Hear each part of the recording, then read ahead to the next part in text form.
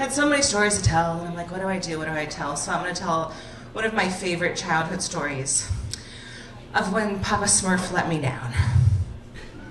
Okay. So I grew up an only child with my grandparents and my mom, and every Sunday we would go to Cloverleaf Speedway in Cleveland, if anybody's from Cleveland. Not a soul. Okay, great.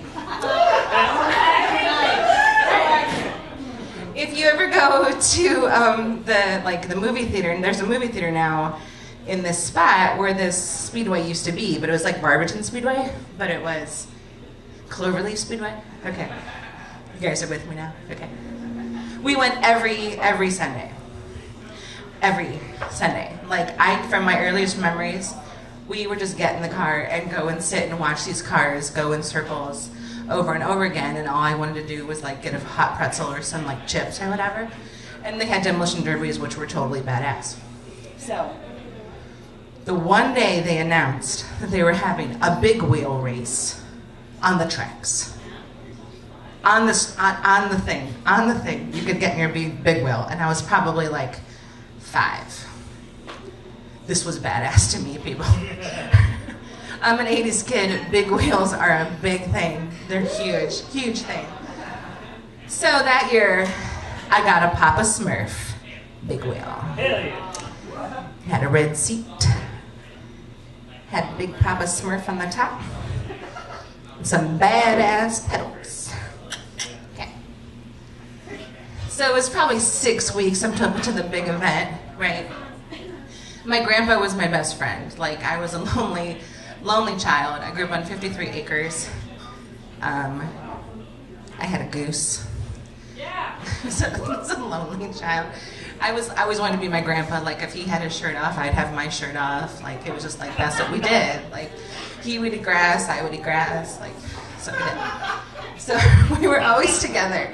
And so he thought for some reason that apparently you have to practice in a big wheel before a big event like that, right? Because you couldn't possibly pedal anywhere else. So we would go to the church, streets away to go practice circles in my big wheel. And I'd be like, you think I'm ready? Am I good? Am I gonna be okay? And he's like, yeah, you're gonna be so good. I'm so proud of you. And I'm like, okay, let me get on again. And we'd pedal and pedal. Because we didn't have, our driveway was rock. And you couldn't go on the road because cars would heave fast over the hill. So every week we would practice and practice and practice and practice. When the big day came, I was pumped. I couldn't sleep all night. I woke up and I was like, it's today, it's today, it's today.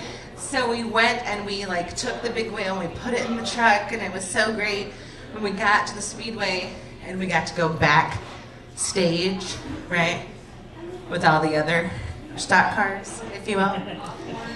And I'm walking, and he's carrying Papa Smurf, and we're living our lives, and I'm shy of wearing 5-year-old leather. I felt like such a badass.